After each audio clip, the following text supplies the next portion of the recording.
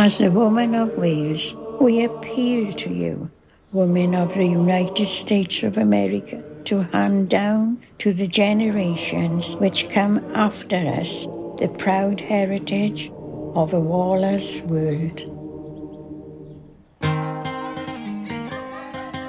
Back in 1923, when the petition was compiled, people would have walked up and down these streets with blank petition sheets, under their arm, knocked on every door and asked the women of the house if they wanted to sign. They were able to coordinate across the length and breadth of Wales teams of women. Nearly 400,000 signatures. No mobile phones, no Facebook, nothing. When the petition sheets were laid, they were 7 miles long. Yn dilyn erchyllderau y Rhyfel Byd Cyntaf, casglwyd 390,996 o lofnodion gan Menywod Cymru, mwyn dwyn perswad ar Unol Daleithiau America i ymuno â chynghrair y cenhedlaeth, y sefydliad rhyngwladol cyntaf i ceisio sicrhau heddwch byd-eang. Aeth y prif drefnwyr ar daith anhygoel ar draws môr yr Iwerydd, yn cario'r holl lofnodion mewn hys bren ynghyd ar apel ei hun.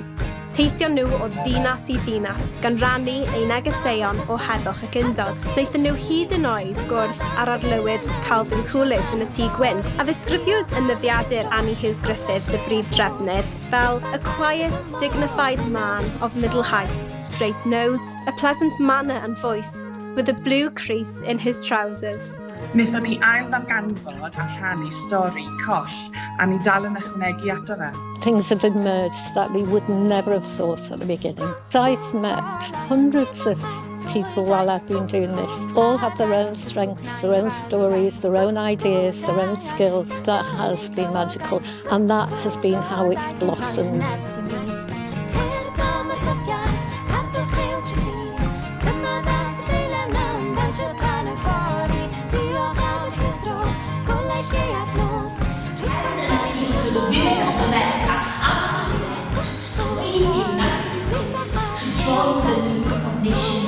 Here we have some pieces at Conway Culture Centre made with local school children. Y merched i gwneud erioed wrth ddod at yn gilydd, da ni'n dros yn pwytho yn rhedeg byd yn ei le.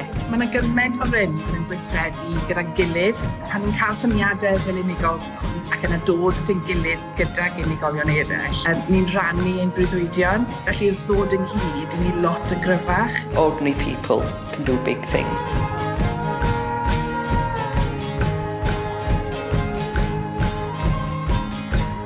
In May 2023, the petition and the chest were given to the National Library of Wales by the Smithsonian Institution in Washington, D.C.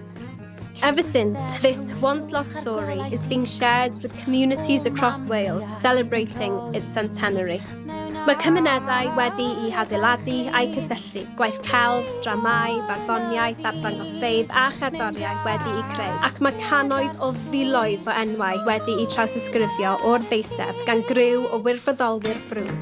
Mae pob gweithred yn brawd o benderfyniad, ysbrydoliaeth a weledigaeth canmlwyddoedd am fyd di-ryfel. O dyfarndau lleol I lawr y Senedd, mae pobl yn gofyn beth yw gwaddol y Deiseb I ni heddiw. Gobeithio ni ar ysgogiad yna I ni heddiw bod angen I ni weithredu a bod gan ferched rôl bwysig yn y gweithredu yna. So thank you.